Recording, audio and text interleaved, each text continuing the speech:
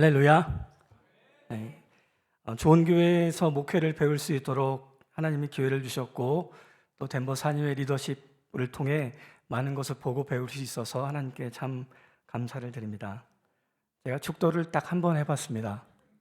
오늘 두 번째 날인데 오늘 처음 오는 분이 몇 분 계셔서 부탁의 말씀을 드리면 다음 주에도 꼭 오시기를 바랍니다. 교회 선택을 염두에 두고 오셨다면 진짜 백이는 다음 주에 나타나니까 그렇게 생각해 주시면 좋겠습니다. 같이 하나님께 기도하겠습니다.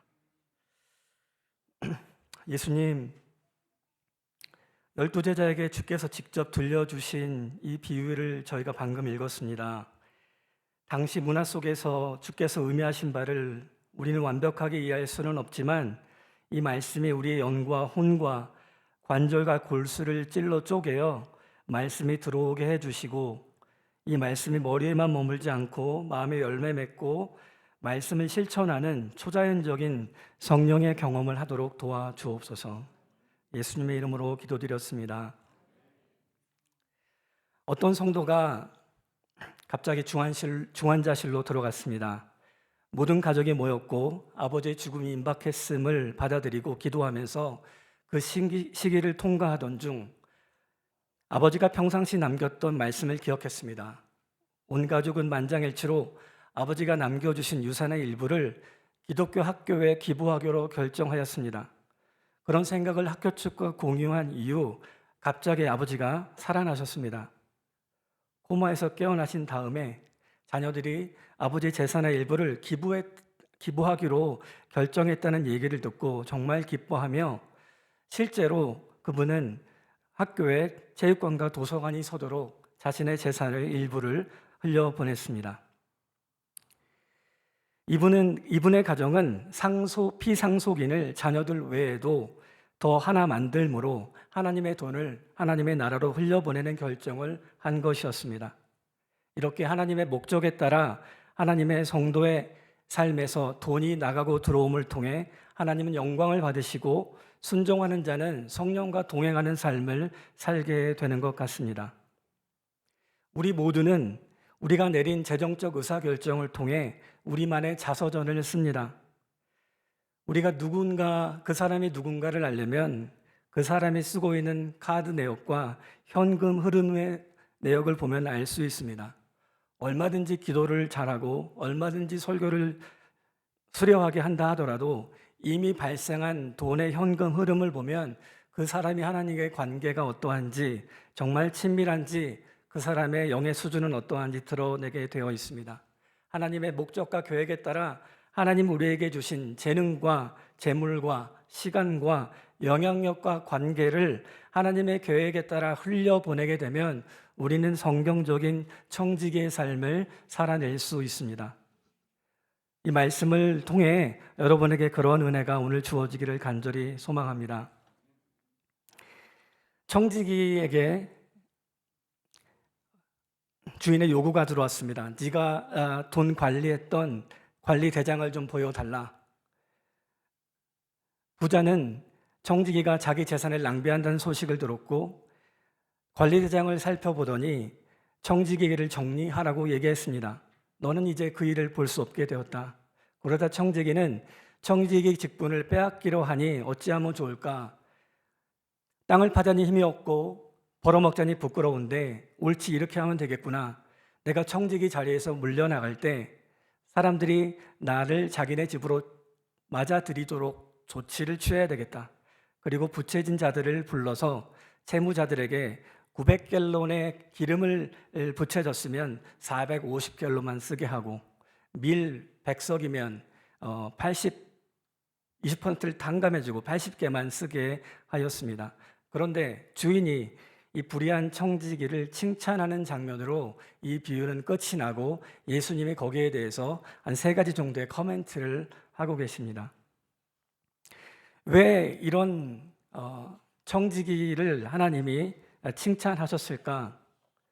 문서를 위조하고 횡령과 배임의 죄로 형사고소가 가능하며 주인의 입장에서 청지기가 행한 위조 문서로 금전적 손실이 발생하고 손해배상 소송을 제기할 수 있고 기망에 의한 사기죄로 고발을 당할 것이고 채무의 소멸이 되었으므로 채무자에게 무효 확인 소송을 해야 하는 이 엄청난 일을 저지른 이 청지기를 어떻게 예수님은 칭찬하시며 그리고 게다가 제자들로 하여금 배우라고 얘기를 하실 수 있는가?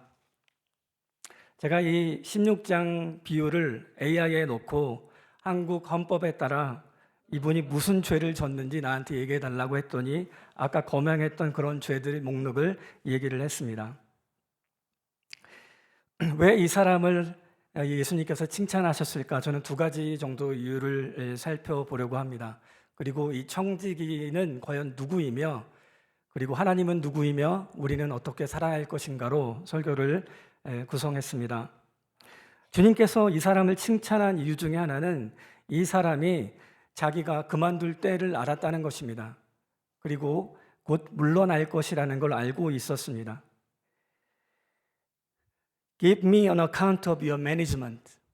내 돈에 대해서 네가 관리한 관리 어카운트를 갖고 와. 이렇게 주인이 그 청지기에 대해서 자기의 삶을 평가할 때가 온다는 것을 오늘 본문에 우리에게 보여주고 있습니다. 우리도 하나님이 우리의 삶을 평가할 때가 분명히 올 것입니다. 시간이 지나면 우리가 가진 재능, 학벌, 학위, 물질, 영향력, 관계 그것을 갖고 어떻게 살았는지를 물으실 것입니다. 그럴 때가 분명히 우리에게 올 것입니다. 이 청지기가 칭찬을 들었던 이유는 그때를 알았기 때문입니다. 전도서 3장 말씀에 범사의 기한이 있고 천하만세의 때가 있나니 날 때가 있고 죽을 때가 있으며 심을 때가 있고 심은 것을 뽑을 때가 있다라고 얘기합니다. 돈을 사용하는 데 있어서 주인의 의도와 목적을 무시한 옳지 않은 청지기라 할지라도 이 사람이 칭찬을 들었던 이유는 자기의 때를 명확하게 알았던 것입니다. 6절에 보면 빨리 앉아라, sit down quickly. 900갤론을 빨리 450갤론으로 줄여주며 거짓 영수증을 쓰게 합니다. 이 거짓 영수증을 쓰게 하는 것부터 굉장히 걸리고 어떻게 있던 사람한테 배우라고 하는 거지? 이 본문이 주는 참 의미를 깨닫기도 전에 마음이 다치게 됨을 고백하게 됩니다. 그러나 그 얘기는 조금 나중에 하기로 하고 예수님께서 이 사람을 칭찬하셨던 이유는 이 청지기가 자기를 도와줄 수 있는 이 두 사람을 뽑았습니다. 이 두 사람에게 빨리 앉아서 페이퍼를 쓰게끔 할 만큼 몇 분밖에 시간이 남지 않았습니다. Sit down quickly. 빨리 앉아서 시간의 긴급성을 빨리 알아서 청지기에게도 이 회사를 자기가 일하고 있는 일터에서 쫓겨날 것을 이분이 알고 종말론적인 자기의 시간이 옴을 보여주고 있습니다. 게다가 예수님께서는 같은 본문에 재물이 없어질 때에 그들이 너희를 영주할, 영원히 거할 처소로 영접하리라 라고 얘기하고 있습니다. 우리에게도 우리가 지금 귀하게 아끼고 쌓아놓고 있는 재물들이 없어질 때가 올 것이라고 얘기를 하고 있습니다. 우리가 쓰고 있는 달러들, 그 달러가 이 강달러 체계에 지금 이 달러가 굉장히 중요한데 하나님 나라로 가게 되면 그 달러가 의미 없다는 얘기를 지금 하고 있는 겁니다. 새하늘과 새 땅에 들어가면 너희는 아무것도 가져갈 수가 없고 너희가 귀하게 여기는 재산도 갖고 갈 수가 없고 너희가 죽어서 관에 누웠을 때 입게 되는 수의, 그 수의에는 주머니가 없다고 돈을 가져갈 수가 없는 것입니다. 그때가 반드시 우리에게 올 것이라고 성경은 얘기합니다. 고린도후서 5장 10절에 이는 우리가 다 반드시 그리스도의 심판대 앞에 나타나게 되어 각각 선악간에 그 몸으로 행한 것을 받으려 함이라. 로마서 14장에도 각 사람이 자기의 일을 하나님께 직고하리라. 그리스도인은 믿음으로 구원을 받았으므로 지옥에 가는 백보자 심판의 심판대에 서지는 않습니다. 따라서 이 두 구절을 통해 하나님 앞에 직고하게 되고 심판대 앞에 선다는 것으로 내 구원이 사라지는 것인가 걱정은 안 해도 될 것이지만 분명 은혜의 보좌 앞에서 그리스도와 함께 내가 살았던 삶의 면면의 내용들을 하나님께 말씀을 드리고 하나님께 칭찬을 듣고 격려를 듣고 용서를 경험하는 은혜의 시간은 분명히 주어질 것입니다. 여러분에게 이 불의한 청지기의 비유를 많이 익숙하게 아시는 분은 칭찬에 동의가 안 될 것입니다. 이런 사람이 내 직장에 있게 되면 내가 내 도장을 위조하고 내 사인을 위조해서 내가 받을 수 있는 재정적 더 많은 재산을 자기 마음대로 함부로 줄여버리는 이런 사람이 내 직장에 있을까 겁이 날 수 있습니다. 그런데 예수님의 비유를 좀 살펴보면 잃어버린 양의 비유에서 99마리의 양 대신 예수님이 한 마리를 찾아가십니다. 그리고 선한 사마리아 비유에서도 영향력이 있는 당대의 유명한 대제사장을 선한 사람이라고 하지 않으시고 이름 없는 사마리아인, 멸시받고 천대 맞는 사마리아인, 그 사마리아인을 하나님의 마음에 합한 자로 예수님께서 소개하십니다. 인간의 시선에서 합리적이고 논리적이고 그리고 계산적이고 자본주의적으로 더 이게 옳다고 생각하는 우리에게 성경 말씀은 성경을 구원의 책으로 볼 것을 우리에게 주문하고 있습니다. 청지기가 칭찬 들었던 이유 중에 하나는 바로 주인의 재산을 5절부터 7절에 낭비하지 않아서라고 저는 주제를 삼았습니다. 분명히 1절, 2절에 주인의 재산을 낭비하여서 불의한 청지기라고 말씀을 들었던 이 청지기에 대해서 저는 낭비한다는 단어에 좀 집중하려고 합니다. 낭비한다, squandering his possession입니다.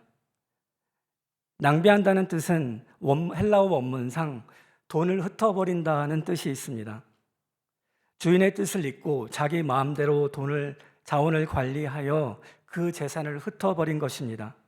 그러나 본문은 청지기가 도둑질을 했다거나 주인의 재산을 훔쳤다거나 하는 말을 하지 않습니다. 그저 흩어버렸다라고 진술을 하고 있습니다. 고의적인 배임보다는 주인의 의도와 다른 경제적 처분을 한 것으로 보여집니다. 이 청지기는 주인의 재정을 관리함에 있어서 주인의 관심과 목적을 무시한 채 무책임한 관리를 했던 것으로 보여집니다. 당시 문화권에서는 부채를 갚지 못하는 자에게 통상적인 고리의 이자를 지급해야 했습니다. 지금도 대한민국에서도 남의 돈을 갚지 못하면 한국 법원에서 9%의 이자로 돈을 갚도록 명령하고 있습니다. 만약 5천만 원을 부채 졌다면 5천만 원은 5년 만에 7,700만 원이 되고 10년 만에 1억 2천만 원이 넘게 됩니다. 10년이면 원금의 2배가 이상이 되는 것이죠. 게다가 채무자의 재산을 탕감할 때 업무 담당자의 커미션이 당시에 있었습니다. 제 생각엔 통상적인 수준에서 주인에게 손해가 가지 않도록 본인의 커미션을 없애고 주인의 뜻에 따라 부채 해결을 해주는 일을 하였기에 청지기가 주인으로부터 칭찬을 들은 것으로 해석됩니다. 물론 당시의 문화이므로 이것을 지금 그대로 받아들여서 남의 돈을 함부로 관리하거나 사인을 위조하거나 거짓할 수는 없습니다. 그러나 이 본문의 해석이 이런 문제 있는 문서 위조와 횡령 배임의 사람 때문에 이 본문의 의미를 제대로 깨닫지 못한 채 본문을 해석하는 실수를 범하지 않기 위해서 제가 이 본문의 해석을 여기 나오는 주인은 선한 자본가이고 하나님을 대표하는 존재로 보여진다고 말씀을 드립니다. 월요일 날 이 본문을 받고 이 본문을 묵상하고 하면서 한 주간 동안 끙끙 앓았습니다. 이 사람의 비도덕적인 것을 어떻게 해석할 것인가? 저도 비난하고 싶고 힐난하고 싶은 이 사람을 왜 하나님은 칭찬하셨는가 생각을 해보게 됐습니다. 1절, 2절의 청지기는 과연 누구인가? 이 사람은 주인의 의도를 무시한 채 자기 마음대로 돈과일을 함으로 관리 대장을 보여주게 되었고 그리고 청지기 자리에서 물러가게 되었는데 만약 이 주인이 선한 자본가이고 하나님의 마음을 닮은 또는 하나님을 예표하는 사람이라면 하나님의 성품을 의지하지 않은 채 자기 마음대로 은사 물질을 하나님의 의도대로 사용치 않은 삶을 살아가고 있는 우리를 예표한다라는 생각을 하게 됐습니다. 우리도 하나님이 주신 자원이 있습니다. 우리도 돈이 있고 관계가 있고 또 관계만과 함께 살아왔던 삶에 여러 학위와 관계와 돈과 여러분이 갖고 있는 가족 관계와 모든 것들이 여러분에게 주어져 있습니다. 그런데 그것들을 하나님의 영광을 위해서 사용하지 않은 채 지극히 개인주의적이며 나밖에 모르는 평범한 삶을 살아가고 있는 이 청지기처럼 하나님께서는 우리에게 하나님의 의도를 놓치고 살아가는 이 청지기를 통해 우리의 모습을 보여주고 계십니다. 재물을 사용하여 다른 사람으로 하여금 주인의 성품을 알게 하고 부채를 탕감해주고 주인의 사랑을 이해하도록 도와주어야 하는데 이 청지기는 그런 선택을 하지 못하므로 그렇게 불의한 청지기의 모습을 갖고 살아가고 있습니다. 5절부터 7절에 같은 청지기이지만 이 사람이 해고 위기를 만나고 급히 두 사람을 불러서 50%에서 20%의 탕감을 해주는 역할들을 하게 되는데 여기 나오는 청지기는 누구의 모습일까? 저는 예수 그리스도의 모습을 닮았다고 생각합니다. 변화되어서 사람들의 부채를 탕감해주는 청지기가 잘한 것은 주인의 성품을 의지하는 것이었습니다. 주인은 이 사람의 행위를 칭찬하고 있습니다. 우리가 익히 알듯 누가복음 15장에 집 나간 탕자에 비유해서 아들은 아버지의 재산을 낭비하고 있습니다. 그리고 아버지의 의도를 깨닫지 못한 채 집을 떠나 돼지와 함께 먹고 사는 수준으로 전락해 버렸습니다. 여기서 낭비하는 것은 돈이고 재산이지만 아버지는 정작 아들이라 불릴 수 있는 자격을 잃어버린 아들을 위하여 아버지의 사랑을 낭비하고 있습니다. 집 나간 아들에 대하여 아버지가 신적인 사랑으로 하나님을 닮은 사랑의 모습으로 끊임없이 비교할 수 없는 아버지의 사랑을 쏟아붓고 계신데 그 사랑을 부어준 아버지를 그래서 탕부라고 부르고 있습니다. 누가복음 16장에 청지기의 주인의 재산을 낭비할 때의 낭비라는 단어와 15장에 나왔던 이 탕자가 낭비하는 낭비의 단어는 헬라어상 똑같은 단어를 쓰고 있습니다. 1절과 2절의 청지기가 주인의 사랑을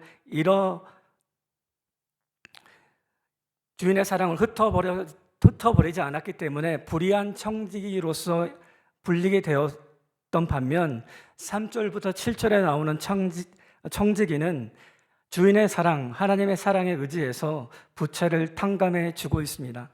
그래서 불의의 제물로 친구를 사귀라, 영생을 예비하라고 하시는 예수 그리스도의 말씀은 Use your worldly money to purchase your friend입니다. For eternal dwelling, 너의 영원한 처소를 위하여 친구를 돈을 사용하여 얻으라라고 얘기를 하고 있습니다. 청지기가 사람의 부채를 탕감해 주어서 그들을 친구 삼고 해고된 이후에 그들의 집에 받아들여지기를 계획했던 것처럼 예수 그리스도께서도 그분이 하나님의 사랑을 사용하셔서 우리를 핏값으로 사시고 영원한 처소에 영접하게 되는 은혜를 베풀어 주셨습니다.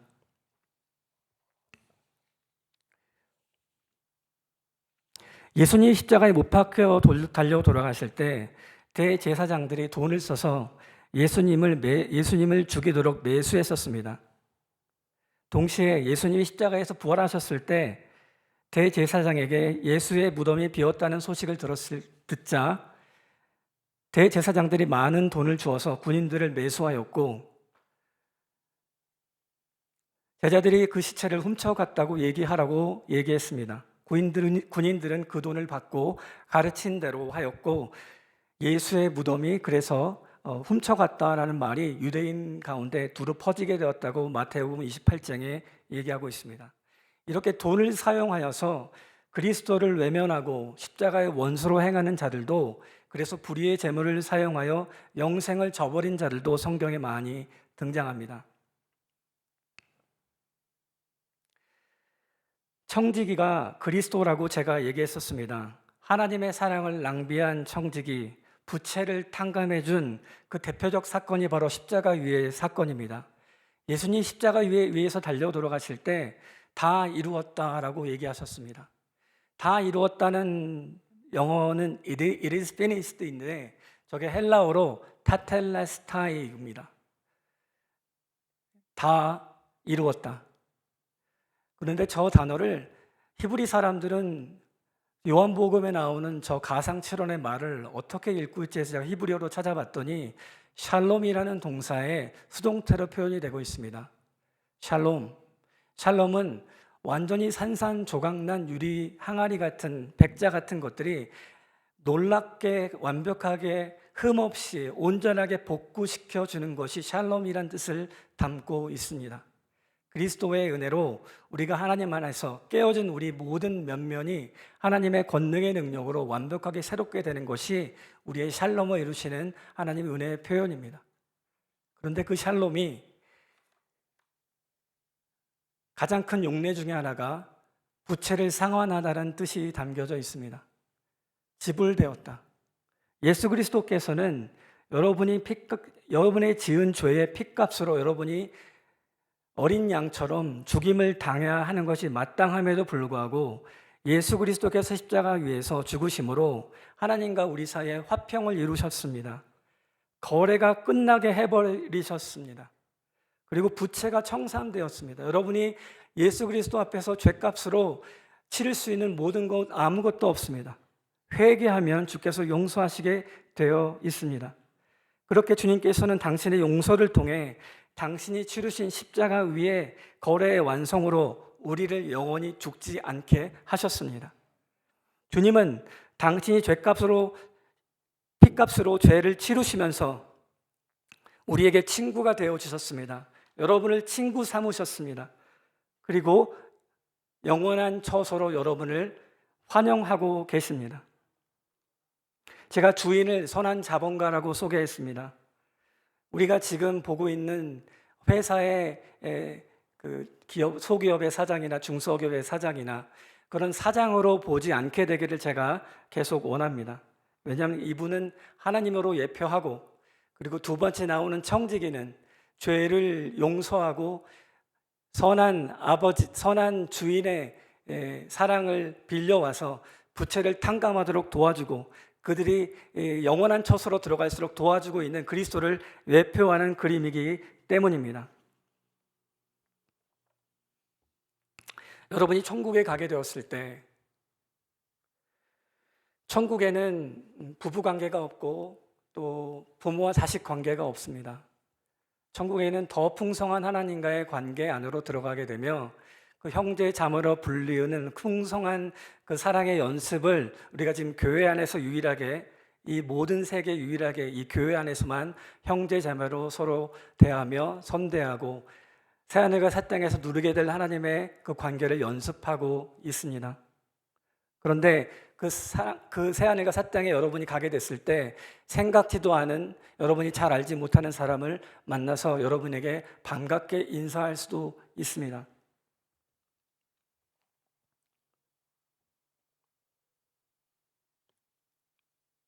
재물이 없어질 때에 그들이 너희를 영주할 처소로 영접하리라. 이 그들이 우리에겐 누가 될 수 있을까?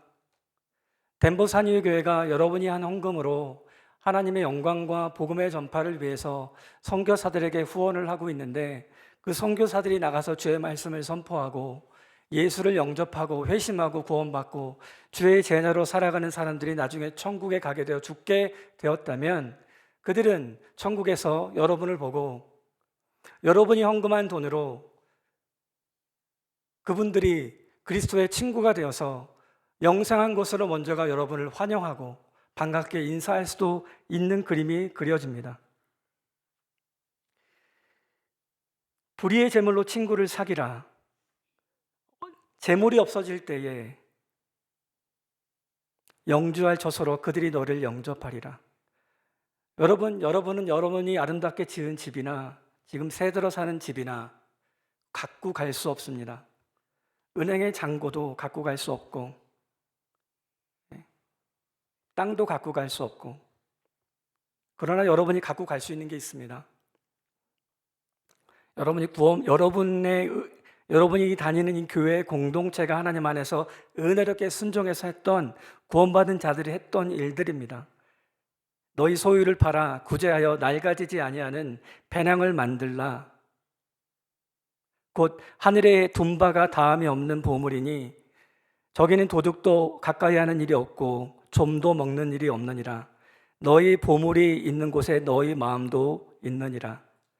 누구든지 너희 소유를 버리지 못하면 능히 내 제자가 되지 못하리라.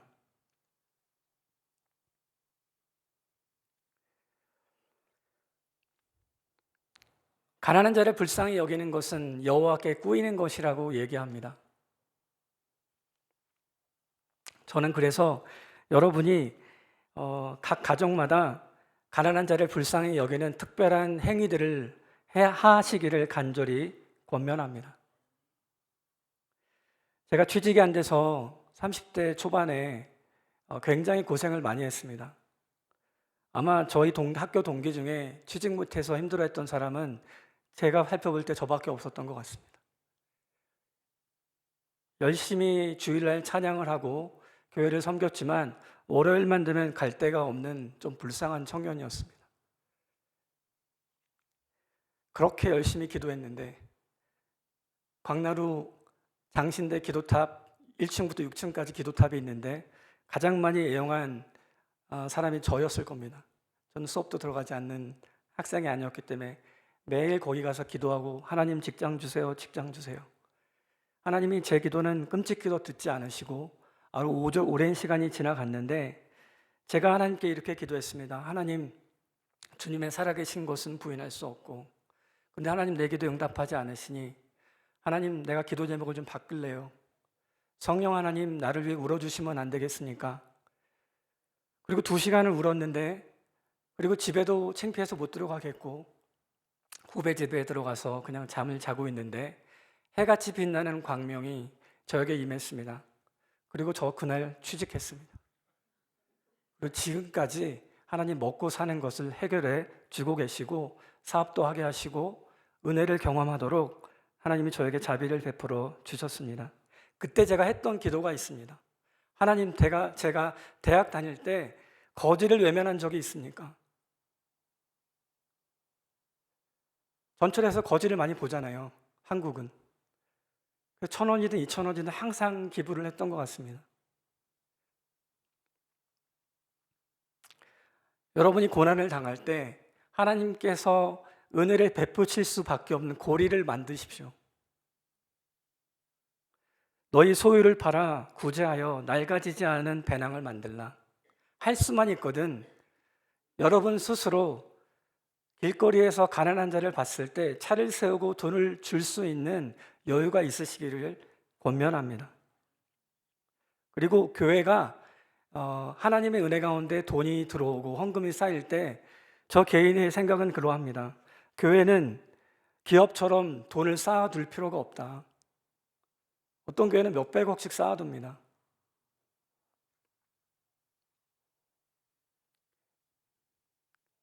모르겠습니다. 그게 하나님의 영광과 무슨 상관이 과연 있을까?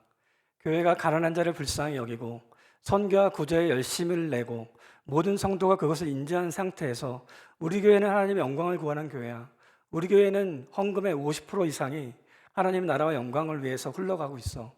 우리 교회에 헌금하는 건 내가 정말 믿어. 우리 교회는 재정을 오픈하는 교회거든. 제가 청년 때 그러고 다녔습니다. 마지막 그림을 보여드리겠습니다. 이게 보이시나요? 가운데 보십시오. 가운데. 우리는 노동을 통해 소득을 법니다. 소득을 벌면 돈은 다음 5가지 외에는 나가지 않습니다. 첫 번째, 드리기, 세금, 부채를 상환하고 생활비를 쓰고 남으면 저축을 합니다. 순이익이 생겨서 말이죠. 드리기는 여러분 통장에서 마이너스가 아닙니다. 드리기는 하나님 나라로 미리 보내는 것입니다. 그래서 그것은 플러스입니다. 그리스도인은 부채를 상환해야 합니다. 그리스도인이 남의 부채를 상환하지 않고 있다면